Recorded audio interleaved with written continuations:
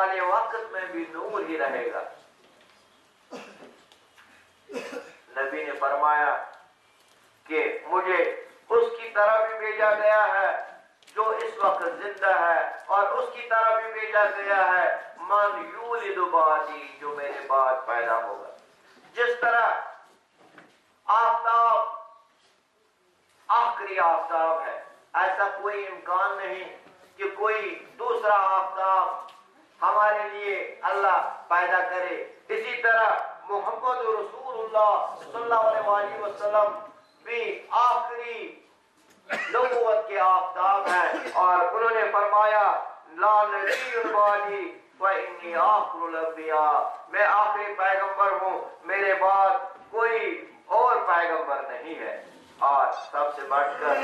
جو اس نور کی جو ضیاء پاشیہ ہے، اس سے ایک ایسا معاشرہ وجود میں آیا جہاں باہمی اخوت تھی، محبت تھی، جہاں ایک مسلمان دوسرے مسلمان کا خیر خواہ تھا، جہاں ایک مسلمان دوسرے مسلمان سے احسان کا معاملہ کرتا تھا، جہاں لوگ ایک دوسرے کے دکھ درد میں شریک ہوتے تھے، جہاں ہر ایک کی جان، مال اور عزت اور آبرو محفوظ تھی، جہاں حقوق کی پامالیاں نہ تھیں، جہاں عورت کی عصمت محفوظ تھی، جہاں امیر اور غریب کے درمیان کوئی طبقاتی کشمکش نہ تھی، جہاں مصیبت زدوں کی مدد کی جاتی تھی، جہاں حالت یہ تھی احسار کا معاملہ ایسا تھا کہ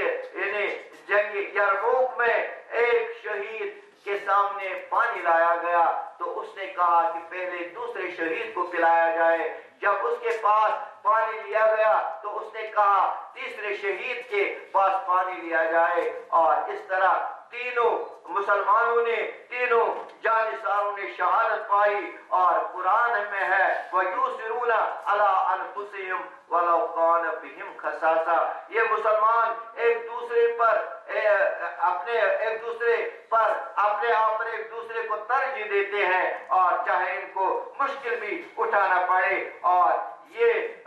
معاشرہ ایسا تھا جہاں کوئی کسی کے در پہ آزار نہ تھا، جہاں ہر کوئی اسلام کو سر بلند کرنے کے لیے کوشاں تھا، جہاں حیاجی کا معاملہ کیا جاتا تھا، جہاں علم و آگاہی کی قدر افزائی کی جاتی تھی، جہاں ہر کوئی عشق رسول سے سرشار تھا، جہاں ہر کوئی اہل بیت طاہرین کی محبت سے سرشار تھا، اور یہ معاشرہ ایک ایسا سیسا پلائی ہوئی دیوار تھا، اور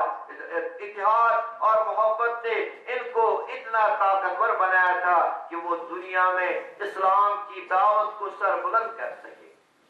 اور یہ تو ایسا خدا کا انعام تھا، وَاذْكُرُوا نِعْمَتَ اللَّهِ عَلَيْكُمْ، اور یاد کرو وہ احسان خدا کا، اِذْ كُنْتُمْ اعْدَاءً فَأَلْفَ بَيْنَ قُلُوبِكُمْ فَأَصْبَحْتُمْ بِنِعْمَتِهِ إِخْوَانًا، یعنی وہ وقت یاد کرو جب آپ ایک دوسرے کے دشمن تھے، مگر اس محمد رسول اللہ نے آپ کو ایک دوسرے کا بھائی بھائی بنایا۔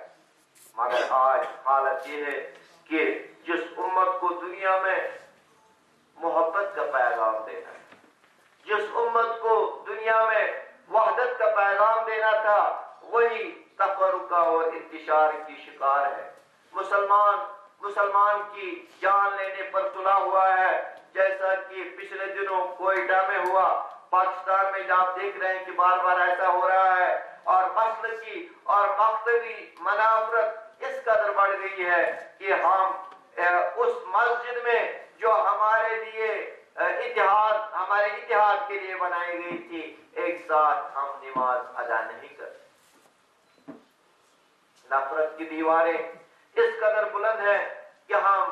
ایک دوسرے کے قریب نہیں آ سکتے۔ بقول علامہ اقبال، مسلماناں بخیشاں در ستیزن بجز نقش دوئی بر دل نہ ریزن، مسلمان تو ایک دوسرے سے برسر پیکار ہیں، اور دلوں پر دوئی اور نفرت کے نقش کے بغیر اور کوئی نقش نہیں چھوڑتے۔ بنالن ہر کسے کشتے بغیرت ازا مسجد کے خود از وائے گریزت، اور اس مسجد جو اتحاد کے لیے بنائی گئی تھی، اگر کوئی اس کی اینٹ لے جائے تو اس کے لیے یہ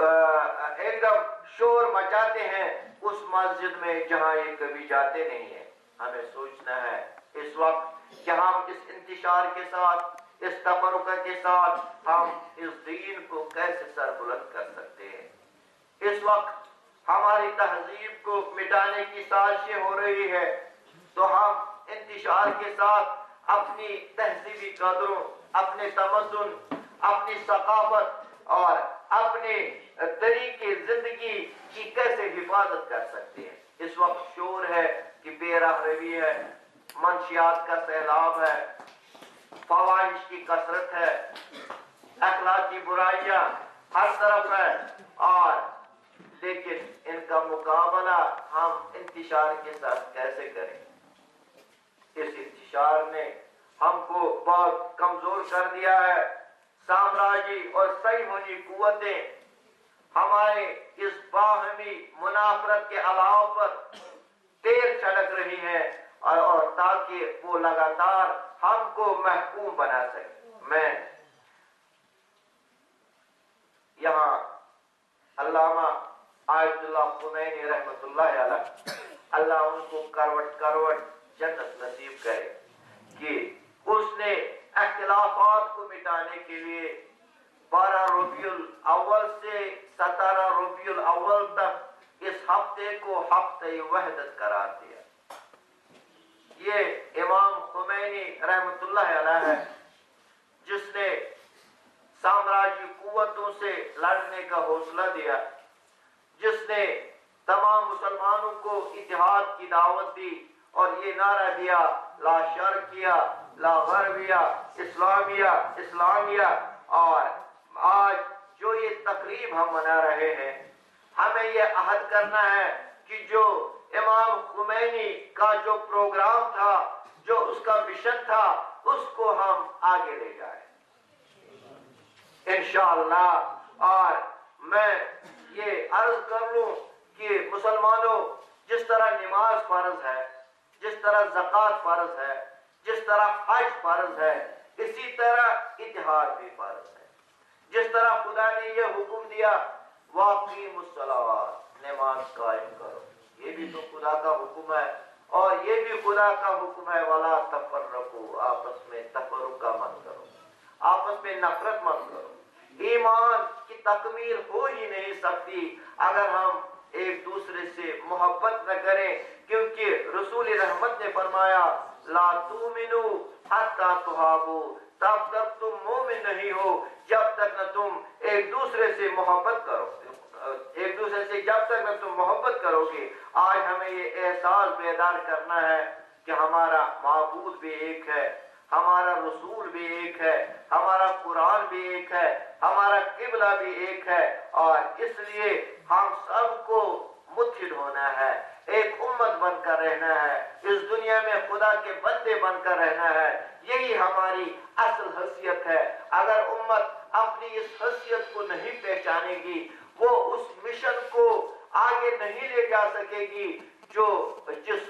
مشن کی یہ امت امانت دار بنائی گئی ہے۔ اور میں خدا کا شکر ادا کرتا ہوں کہ بیروا کی جامع مسجد میں جس طرح ایران میں ایسا ماحول بنا ہے کہ شیعہ اور سنی اکٹھے نماز پڑھتے ہیں، اور خدا کے فضل سے بیروا میں بھی ایسا ماحول بن گیا ہے کہ وہاں ہم مسلکی اور مکتبی اختلافات کو نظر انداز کر کے ایک ساتھ نماز ادا کرتے ہیں۔ تو پہلی ہماری یہی کوشش ہونی چاہیے کہ ہم ایک ساتھ نماز ادا کریں، اور سب سے پہلا جو اتحاد اور اتفاق کا مظاہرہ کرنا ہے وہ ہم اس مسجد میں کریں۔ اور اس کے علاوہ میں یہ کہوں گا کہ جو ہمارے علماء ہیں وہ فروعات پر زور دینے کے بجائے دین کی جو بنیادی باتیں ہیں انہی کو پوائنٹ آف سکسیس بنائیں، انہی پر یہ زور دے دے تاکہ ملت انتشار کا شکار نہ ہو جائے۔ جو عالم آپ کو نفرت سکھائے گا، سمجھو کہ وہ ہمارا دشمن ہے، وہ ہمارا دوست نہیں ہے، وہ دین کی صحیح ترجمانی نہیں کرتا ہے۔ اور جو یہ اتحاد مشن ہے، اس اتحاد کے مشن کو ہمیں آگے لے جانا ہے، اور جب ہم متحد ہو جائیں گے تو انشاءاللہ دنیا میں ایک طاقتور قوم کی حیثیت سے ابھریں گے، پھر ہمیں کوئی زیر نہیں کرے گا، پھر ہمیں کوئی مغلوب نہیں کرے گا، پھر ہم کو کوئی دبا نہیں سکے گا۔ اور میں یہاں پر تنظیم المکاتب کی جو معاون کمیٹی ہے ان کا شکریہ ادا کرتا ہوں کہ انہوں نے اس محفل کا انعقاد کیا ہے۔ میں اپنی بات علامہ اقبال کے اس شعر پر ختم کروں: ایک ہو جائے تو بن سکتے ہیں خورشید مبین، ایک ہو جائیں تو بن سکتے ہیں خورشید مبین، ورنہ بکھرے ہوئے تاروں سے کیا کام بنے۔ وآخر دعوانا الحمدللہ رب العالمین۔